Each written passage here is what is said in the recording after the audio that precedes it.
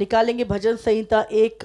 क्या ही धन्य है वह पुरुष जो दुष्टों की युक्ति पर नहीं चलता और ना पापियों के मार्ग में खड़ा होता है और ना ठट्ठा करने वाली मंडली की ओर बैठता है, परंतु वह तो यहोवा की व्यवस्था से प्रसन्न रहता और उसकी व्यवस्था पर रात दिन ध्यान करता रहता है। बस यहाँ पे लिखा है क्या ही धन्य है वो पुरुष जो दुष्टों की युक्ति पर नहीं चलता और ना पापियों के मार्ग पे खड़ा होता और ना ठट्ठा करने वालों की मंडली में बैठता है। ध्यान करें, यहाँ क्या लिखा है? क्या ही धन्य है वो पुरुष, है ना। यहाँ पे लिखा चलता, दूसरे में लिखा खड़ा होता और तीसरे में लिखा बैठता है ना। यहाँ पे क्या लिखा है? क्या ही धन्य है वे पुरुष जो दुष्टों की युक्ति पर नहीं चलता, जो पापियों के मार्ग में खड़ा नहीं होता, जो ठट्ठा करने वालों की मंडली में नहीं बैठता। क्या ही धन्य है वो व्यक्ति। और वो क्यों ऐसा करता है? ऐसा नहीं कि वो बहुत अक्लमंद है, दिमागदार है, इसलिए वो ऐसा करता है। क्यों वो ऐसा कर पाता है? क्योंकि परंतु वो तो यहोवा की व्यवस्था से प्रसन्न रहता और उसकी व्यवस्था पर रात दिन ध्यान करता रहता है। हालेलुया। दिन में तो समझ में आता, ध्यान करता रहता है ना, रात में क्या?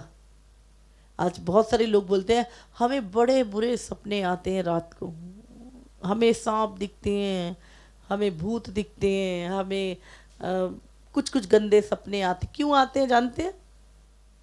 क्योंकि हमारा ध्यान दिन और रात व्यवस्था में नहीं लगा, इसलिए आते हैं। हालेलुया। क्या लिखा है यहाँ पे? भजनकार क्या कह रहा है? मैं दिन और रात, दिन में ही नहीं रात को भी, जैसे दाऊद कहता है कि मैं रात के पहर, हर पहर उठ उठ कर यहोवा का धन्यवाद करता हूँ। हाँ, तो रात को जब आप उठते हैं आपका ध्यान कहाँ जाता है? हाय कल क्या होगा, कल किसको क्या करना है, कल क्या पाप करना है, कौन सी मंडली में बैठ, नहीं नहीं नहीं नहीं, आपका ध्यान प्रभु के वचन पे चला जाता है। आप प्रभु के वचन के विषय में सोचने लगते हैं, आप प्रभु के आने के विषय में सोचने लगते हैं, आप प्रभु के वचन के विषय में। जब आप दिन और रात, समझ रहे हैं आप, रात को भी आप वचन पे मनन करते हैं। कहाँ से आ जाएगा गंदा सपना आपको? कहाँ से आ जाएगा? कभी भी नहीं। क्यों? हम रात को पबजी देख रहे हैं, हम रात को फ्री फायर देख रहे हैं, हम रात को फेसबुक देख रहे हैं, हम रात को क्या क्या करके सो रहे हो? सबसे पहले आप वचन पढ़ के फिर अपनी आंखों को बंद करते, उस पर मनन करते, और मनन करते करते आप सो जाते हो। मैं उठती हूँ तो मैं जो सोते हुए गीत गा रही होती हूँ वही गीत चल रहा होता है। जब मैं रात को अन्य भाषाओं में तो मैं उठती हूँ तो मुझे लगता है कि अभी मैंने शुरू की थी, और सुबह हो जाती है तो अन्य भाषा ही बोलते हुए प्रार्थना निकल रही होती है। क्यों? तुम्हारी आत्मा दिन और रात, तुम्हारा ध्यान कहाँ है? परमेश्वर के बातों में मगन है। हालेलुया। कहाँ से आएंगे बुरे सपने? कहाँ से आएंगे डर के सपने? कहाँ से आएंगे सेक्सुअल ड्रीम? जब तुम्हारा ध्यान ही दिन और रात परमेश्वर की व्यवस्था पे लगा हुआ है, कहाँ से आएंगे? क्योंकि हम जब चर्च में होते तभी बाइबल सुन रहे हैं। यहाँ पे परमेश्वर कहता है क्या ही धन्य है वो व्यक्ति जिसका ध्यान दिन और रात उसके वचन पे लगा रहता है। हाय आज प्रभु आ गया रात को, क्या मैं तैयार हूँ? प्रभु मुझसे ये पाप तो नहीं, प्रभु ये गलती हो गई, प्रभु नहीं नहीं। हम क्या करते? मनन करते प्रभु के साथ। आज अगर मैं आपसे पूछूं कितने लोग हैं जो प्रभु को मानते हैं? हाथ उठाएंगे हम। हाँ, कितने लोग हैं जो प्रभु को मानते हैं? अब कितने लोग हैं जो प्रभु का भय मानते हैं? देखो, आज प्रभु को मानते हैं बहुत, सब कहेंगे हम मानते हैं, पर कितने लोग हैं जो परमेश्वर का भय मानते हैं? बाइबल में क्या लिखा है? क्या ही धन्य है वो पुरुष जो यहोवा का भय मानता है, वो हर तरह की आशीष प्रभु से पाता है। पर बाइबल में क्या लिखा, क्या ही जवान सिंहों को घटी होगी पर उसके डरवैयों को घटी नहीं होगी। मतलब डर मानने वाले परमेश्वर के दूत उसके डरवैयों के चारों तरफ छावनी किए रहते हैं। परमेश्वर के डरवैये किसी चीज से डरते नहीं है। आप समझ रहे हैं? तो वायदे किसके लिए हैं? डरवैयों के लिए। आज बहुत सारे लोग परमेश्वर को मान तो रहे हैं पर प्रभु का डर नहीं मानते। अगर आप डर माने ना परमेश्वर का, तो आप कभी उसके खिलाफ पाप ना करें। आप दिन रात जो खुदा को पसंद है आप वही करेंगे, फिर आप प्रभु का डर मानते हैं।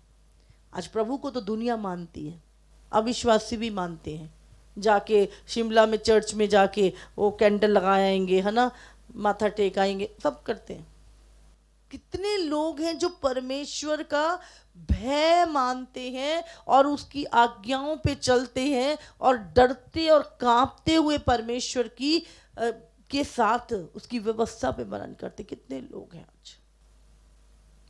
प्रभु को मानना अलग चीज है, प्रभु का भय मानना। और मैं आपको बता रही हूं, जितने वायदे बाइबल में हैं वो यहोवा के डरवैयों के लिए हैं, यहोवा के भय मानने वालों के लिए परमेश्वर के वायदे हैं, प्रभु प्रभु करने वालों के लिए नहीं। याद रख ले। हालेलुया। और फिर क्या लिखा यहाँ पर? परमेश्वर क्या कहता है? क्या ही धन्य है। आप ये चीजें कब कर पाते हो? दुष्टों की युक्ति पे नहीं चलते, पापियों के मार्ग में नहीं खड़े होते, ठट्टा करने वालों की मंडली में नहीं बैठते। कब कब कब कब ये चीजों से आप दूर रह सकते हो? कब? जब आप परमेश्वर की व्यवस्था के ऊपर दिन और रात ध्यान धरे रहते हो।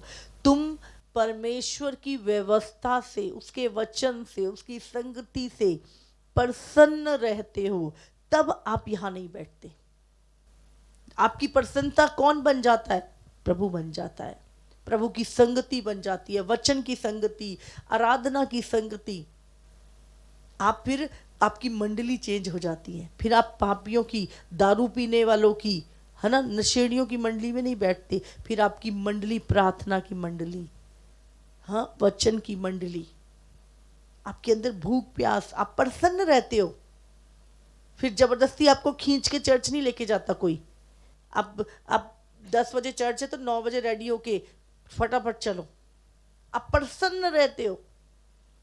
मुझे याद है जब हम चर्च जाया करते थे स्टार्टिंग में, तो इतना मतलब इतना चाव होता था हमें कि हम शनिवार को सारे कपड़े निकाल के रख लेते थे, है ना। कल को ये पहनना है, सारी तैयारी करके, रात को खाने की भी तैयारी, क्या करना है सुबह, क्योंकि चर्च की टीम का खाना बनता था और बहुत सारे चीज़ें होती। तो हम सैटरडे को ही, चर्च में तो लोगों की तैयारियां होती है, सैटरडे हमारे घर में होनी शुरू हो जाती थी।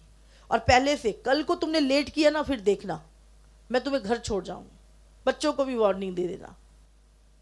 और पूरी रात एक अंदर से रहता था, सुबह चर्च जाना, चर्च जाना। मतलब हम, जब से मैं प्रभु में आई हूं, मेरी प्रसन्नता जो थी वो परमेश्वर में थी। हमेशा संगति से प्रसन्न रहना, कितना ही टाइम क्यों ना हो जाना, जब प्रभु की बातें करना, बैठे रहना, रात रात को परमेश्वर की संगति में जाना। जब लोग सो रहे होते थे, मैं कहीं ना कहीं संगति में होती थी। ये प्रसन्नता थी प्रभु की। जब मुझे याद है, जब मैं प्रभु में आई और उस समय बहुत सारी जिम्मेवारी मेरी फैमिली की, घर की, और सब विरोधी थे, तो सब फटाफट घर का काम करना, सबको खाना खिलाना, और उसके बाद जल्दी जल्दी जल्दी जल्दी फ्री होके रात के 2-2 3-3 बजे तक। और मेरे पास छोटी सी बाइबल होती थी, मतलब बड़ी बाइबल थी बट उसके अक्षर बहुत बारीक होती थी, और फुल लाइट भी नहीं लगा सकते थे हम घर की, नहीं तो क्या क्या बाइबल पढ़ रही है, छुप के बाइबल पढ़नी मैंने। और छोटे छोटे अक्षर होते थे, और मध्यम लाइट में 2-2 3-3 बजे तक मैंने बाइबल पढ़नी। इतनी प्रसन्नता प्रभु के वचन के साथ। आजकल क्या है, शैतान ने इतनी चीज़ों को अवेलेबल कर दिया है कि इंसान को फिर कर लेंगे, कल को कर लेंगे। हम इतना बिजी हो गए हैं कि जो चीज़ें हम कल पे छोड़ देते हैं, है ना। आज लोग फोन पे इतने व्यस्त होते हैं। आप देखोगे फोन पे एक प्रचार नहीं सुनते लोग। अगर सिर्फ एक प्रचार अपने अगुवे का ध्यान से सुन लो ना, पूरा दिन आप उस पर मनन कर सकते हो, पूरा दिन। पर हम क्या करते हैं, 4 अक्षर इधर देखे, 4 अक्षर उधर देखे, 4 अक्षर उधर देखे, और भूसा भर जाता दिमाग में, कुछ भी याद नहीं। शैतान को हमें लग रहा है हमने 4 घंटे कुछ वचन सुना है, बट एक भी वचन दिमाग में, क्योंकि मनन नहीं करने देता। डेविल क्या करता है, मनन नहीं करने देता वचन को। आपने वचन को सुना, उसके बाद आप मनन नहीं कर पा रहे, वो वचन आपके हृदय में बैठा नहीं, और शैतान चुरा के ले जाता है उसी समय। आपको बहुत इन दिनों में डिस्ट्रैक्शन इतनी ज़्यादा है दुनिया में कि हमें संभलना पड़ेगा। अगर हम नहीं संभले तो फिर स्थिरता नहीं रहेगी। क्या किया शैतान ने, जब हब्बा को, आज सबसे ज़्यादा जो एक गलत टीचिंग, मैं तो बोलूँगी इस चीज़ को, आप जितने भी चेले थे प्रभु यीशु मसीह के, कौन से करोड़पति और अरबपति बन गया था? हाँ, कितने दुख उन्होंने खुदा के लिए उठाए हैं, कितने दुख उन्होंने मसीह के लिए उठाए। आज 99 चर्चों में सिर्फ और सिर्फ ब्लेसिंग, हीलिंग और पैसे का प्रचार हो रहा है। कहीं यीशु मसीह ने, आप सोचो, खुदा ने क्या बोला, तुम मेरे धर्म राज की खोज करो, ये वस्तुएं तुम्हारे पीछे आएंगी। हाँ, दुनिया जो भी तुम्हें ज़रूरतें हैं, वो धन है, जो भी चीज़ें हैं, बाइबल में क्या, परमेश्वर के एक हाथ में धन और दूसरे में महिमा है। तो परमेश्वर किसको देगा? अपने पीछे चलने वालों को ही तो देगा परमेश्वर। पर तुम इसलिए प्रभु के पीछे चल रहे हो कि हमें धन और महिमा मिले। हम इसलिए चल रहे हैं कि दुनियावी चीज़ें, आशीषें, पैसा, ब्लेसिंग, ये चीज़ें हमें मिले। हम इसलिए खुदा के पीछे। यीशु मसीह ने जब अपने चेलों को याद करो, आज वचन को गहराई से मनन करो। जब प्रभु यीशु मसीह ने अपने चेलों को बोला, फॉलो मी, मेरे पीछे चलो, तो आप सोचो वो कैसा जीवन था। वो संसार को त्याग देने वाला जीवन, अपनों को त्याग देने वाला जीवन, है ना, अपने बिजनेस को त्याग देने वाला जीवन। वो जीवन, यीशु मसीह के अगर पीछे चलना है तो सबसे पहले तो हमें अपने से ही, अपने शरीर की अभिलाषाओं से लड़ना पड़ेगा। और आज हम सब कुछ, वो सारी दुनिया, संसार में भी पूरे लिपते हैं, और हम कहते हैं हम मसीह में है। नहीं है हम मसीह में। जब हब्बा ने देखा उस फल को, तो सबसे पहले क्या, देखने में मन भाऊ, हाँ, खाने में चाहने योग्य, क्या, सबसे पहले आंखों की अभिलाषा आई, फिर शरीर की अभिलाषा, खाने में स्वाद है, उसके बाद बुद्धि देने योग्य, मतलब घमंड, आत्मा का घमंड, मैं बुद्धिमान। बाइबल क्या कहे, परमेश्वर के बिना बुद्धि किसी काम की नहीं है। बाइबल में परमेश्वर यहाँ पे क्या, बाइबल कहती है परमेश्वर के पास बुद्धि के भंडार हैं, है ना। उसके पीछे चलने वाला वैसे ही बुद्धिमान है। लिखा है जो व्यवस्था पे प्रसन्न रहता है वो चलता है, उसका अगर आगे पढ़ेंगे उसके सब काम सफल होते हैं। वो तो वैसे ही बुद्धिमान है। बट क्या, परमेश्वर को छोड़ के बुद्धि, संसार की बुद्धि दे दो। आज हम अपने बच्चों को क्या दे रहे हैं, परमेश्वर की बुद्धि या संसार की बुद्धि, संसार का ज्ञान, संसार की बातें। बहुत फर्क है। परमेश्वर हमें बुद्धिमान बनाता है।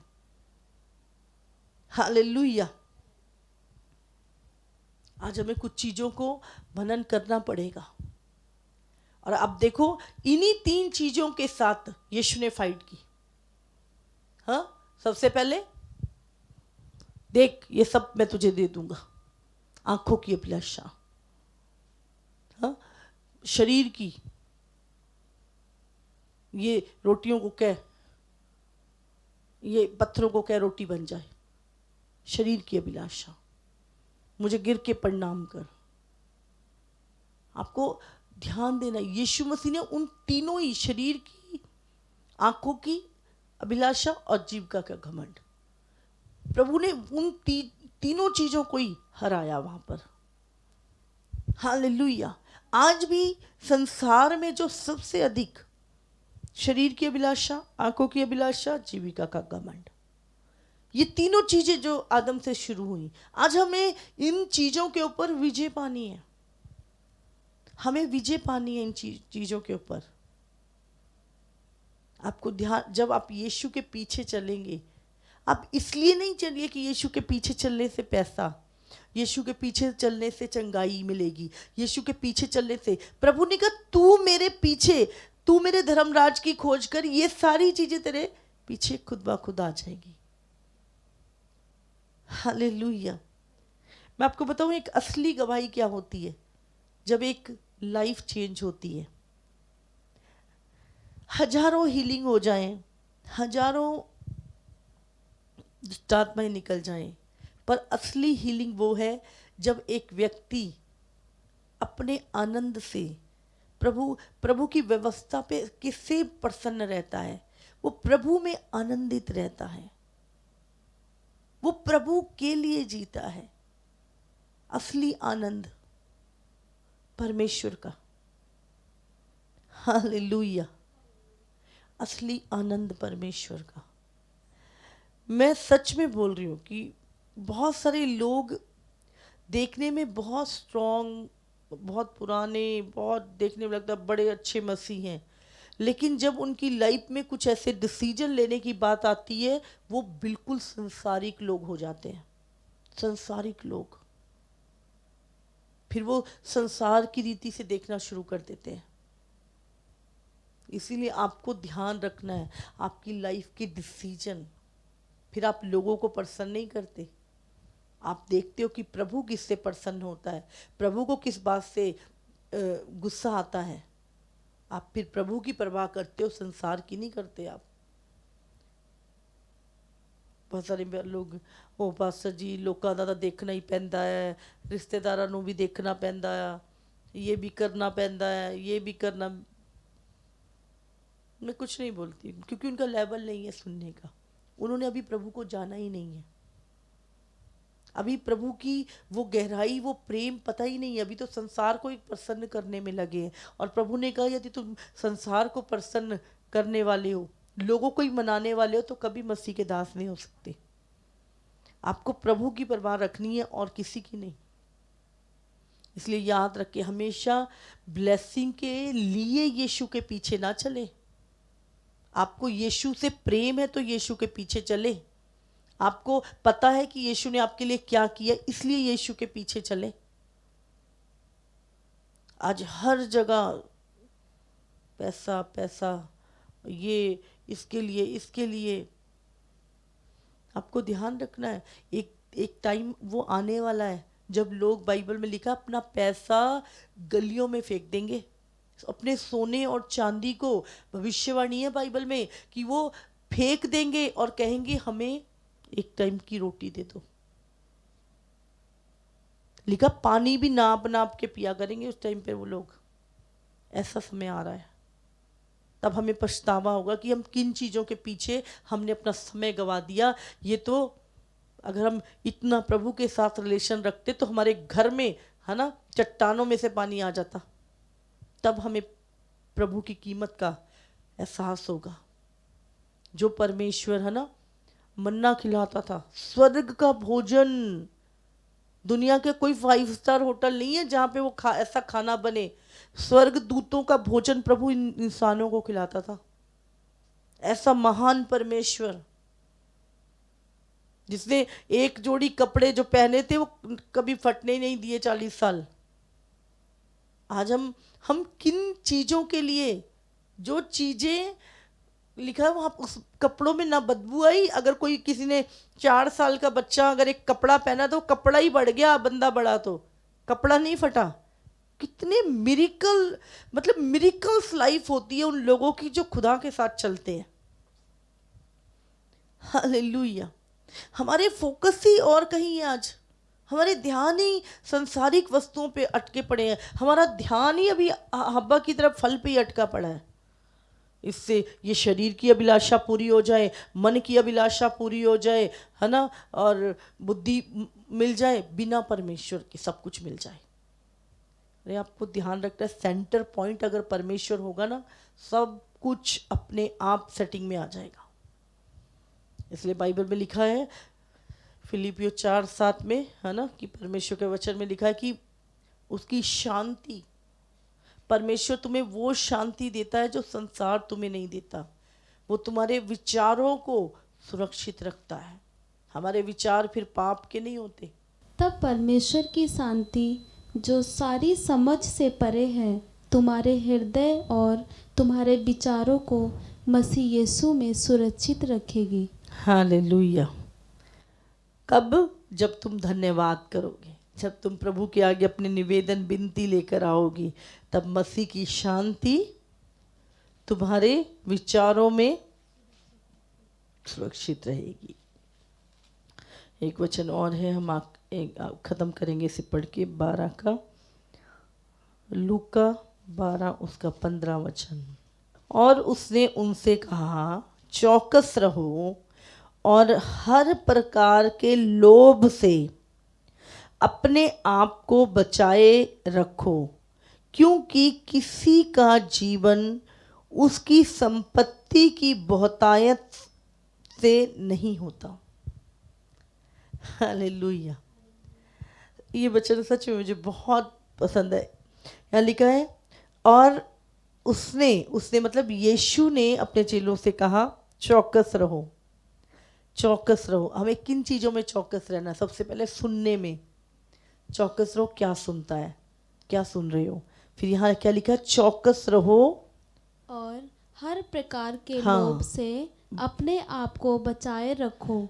क्या कह रहा है प्रभु? चौकस रहो। किससे? हर प्रकार के लोभ से अपने को बचाए रखो, क्योंकि किसी का जीवन उसकी संपत्ति की बहुतायत से नहीं होता। किसी की संपत्ति, बहुत पैसा है तो हाँ भाई ये व्यक्ति तो बहुत खुश है, अरे नहीं, यहाँ पे अरबपति भी आते हैं, करोड़पति भी आते हैं। ऐसे ऐसे दुख है जिसका सल्यूशन ही नहीं है कोई। तो मनुष्य का जीवन धन की बहुतायत से नहीं, प्रभु, है ना, इंसान का जीवन परमेश्वर की बहुतायत से है। अगर प्रभु उसके जीवन में है तो उसे कोई घटी नहीं, वो हमेशा प्रसन्न रहेगा। वो जिस भी सिचुएशन में आप आनंदित रहेंगे। चर्च में आज आपसे सचमुच बात करना चाहती हूँ कि प्रभु के पीछे संसारिक वस्तुओं के लिए बिल्कुल मत चलें। सिर्फ इन्हीं चीज़ों के लिए नहीं, आपको यीशु के लिए चलना है। यीशु ने आपके गुनाहों के लिए अपनी जान दी, आपको नरक की आग से बचाया। यीशु का लहू जिसने आपके सारे पाप माफ किए। आपको यीशु के पदचिन्हों पे चलना है। आज मैं बात कर रही थी दोपहर को कि मैं बता रही थी, मैंने कहा आप जानते प्रभु की सबसे बड़ी ताकत क्या है? आज लोग कहते हैं हम सामर्थी होना चाहते हैं। उसने मुझे ये बोला, मैंने उसको 4 सुना दी, मैंने उसको ईंट का जवाब पत्थर से दे दिया। काय में सामर्थ? यीशु की सामर्थ किस चीज में थी? बहुत बड़ा राजा था यीशु मसीह, बहुत बड़ा शासक बन के आया, उसने लोगों पे शासन किया। बहुत अमीर बन के आया यीशु मसीह, सोना चांदी पहनता था यीशु मसीह। बताइए क्या चीज थी यीशु मसीह की? ताकत क्या थी उसकी? बहुत गहरी बात है, आज आपको ध्यान से सुनना है। बाइबल में एक वचन लिखा है पतरस में कि जब तुम उसके दुखों में सहभागी होते हो तब यहोवा का आत्मा तुम पर ठहरा रहता है। हालेलुया। आपको मैं बता रही हूं, सामर्थ बोलने में नहीं है, कहने में नहीं है, सामर्थ है सहने में। जितना अधिक तुम सह सकते हो उतने सामर्थी तुम बनते जाते हो। यीशु ने जितना सहा आज वो उतना सामर्थी है। प्रभु ने कहा तुम एक दूसरे की सह लो, एक दूसरे पे दोष मत लगाओ। तुम्हारे मालिक चाहे कुटिल भी क्यों नहीं है तो भी उनके अधीन रहो। प्रभु की ताकत है सहने में। अगर आप बहुत सामर्थी बनना चाहते हैं तो सहना शुरू कर दीजिए। मैं आपको बता रही हूँ, मैंने इतना प्रेम किया लोगों को, इतनी भलाई की मैंने अपनी जिंदगी में लोगों की, और बदले में बहुत लोगों ने विरोध किया, बुरा बोला, बहुत कुछ सुना मैंने, बट मैंने कभी भी अपने मुंह से एक शब्द नहीं निकाला और ना उनको बताया। और 100% 90% लोग रॉन्ग थे। एक भी व्यक्ति मेरे सामने खड़ा होकर नहीं बोल सकता कि आप यहां पे गलत हो।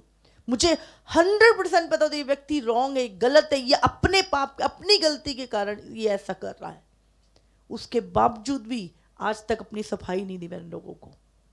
सह लिया सब कुछ, बुराई सह ली, लोगों का कहना सह लिया, बोलना सह लिया, सताव से जो भी था। और मुझे एक ही, हमेशा मेरे को एक चीज प्रभु बल देती थी कि यीशु मसीह का जो बल था वो सहने में था, और हमारी सामर्थ कहने में नहीं है, सहने में है। और एक दिन परमेश्वर उसी को सारी वस्तुओं का अधिकारी बनाता है जो उसकी तरह सह लेते हैं। आज लोग लगते हैं हम ज़्यादा बोल लिया, हमने सुना दिया, हमने बोल दिया तो हम ज़्यादा समझ, नहीं, आपको याद रखना है, बाइबल में लिखा है अगर तुम उसके दुखों में सहभागी हो तो उसके आनंद में, उसकी महिमा में भी सहभागी होगे। हालेलुया। और शैतान इसी चीज को, प्रभु ने एक दूसरे की सह लो, अगर दोष देने का कारण भी है तो भी सह लो, सामने वाला व्यक्ति है तो भी सह लो। सहना क्या, मैं आज बात कर दी कि प्रभु यीशु मसीह को लोगों ने क्रूस पे चढ़ा दिया। वही लोग जिनको प्रभु ने चंगा किया, दुष्ट आत्माएं निकाली, फिर भी क्रूस पे चढ़ाओ। यीशु मसीह देख रहा था, अरे ये वही लोग हैं, कैसे मेरे पीछे पीछे आते थे और आज यही भीड़ है। उसके बाद भी यीशु ने छोड़ा नहीं। जब यीशु मसीह मुर्दों में से जी उठा, बाइबल में लिखा है कितने लोगों को, 500 लोगों को एक साथ दिखाई दिया। वही भीड़ में यीशु मसीह गया, फिर से उन लोगों से प्रेम किया और उनको स्वर्ग के राज्य की बातों को बताया। वो सहना प्रभु यीशु मसीह की सबसे बड़ी ताकत थी। आज आपको ध्यान रखना है, अगर आप प्रभु के लिए सताव सह रहे, प्रभु के लिए ताने सह रहे, प्रभु के लिए आपको घर से निकाल दिया, परमेश्वर के लिए क्या नहीं सहा चेलों ने। आज सचमुच टीचिंग ही पता नहीं कौन सी दिशा में चली गई। सारी दुनिया चिन्ह चमत्कार, बस उस मसीहत को जानो, रियल मसीहत खो चुकी है आज। सब संसारिक लोभ के पीछे, मेरा वीजा लग जाए, मेरी जॉब लग जाए। क्या हम यीशु के पीछे इसलिए चले थे? मैं आपको बताना चाहती हूँ, मेरे को कोई प्रॉब्लम नहीं थी, मुझे कोई बीमारी नहीं थी, मुझे कोई पैसे का कमी नहीं थी, किसी चीज की कमी नहीं थी। लेकिन जब मैंने यीशु मसीह के बारे में जाना, मेरा मन प्रेम से भर गया। अरे ऐसा परमेश्वर मेरे लिए मर गया, मेरे गुनाह के लिए। मैंने देखा, सबको देखा, ऐसा प्रेम परमेश्वर के साथ हो गया कि वो नशा ही नहीं उतरता, और बढ़ता जा रहा है, और प्रभु का प्रेम हृदय में बढ़ता जा रहा है। ये चीजें पीछे पड़ के आती हैं, कभी नहीं ये सेवकाई के लिए, ये चीजों के लिए, ये सब अपने आप, जब जो चाहिए होता है अपने आप मिल जाता। पर प्रभु का प्यार, बाइबल में लिखा है ना, विश्वास, आशा और प्रेम तीनों स्थायी हैं, पर उनमें सबसे बड़ा प्रेम है। हालेलुया।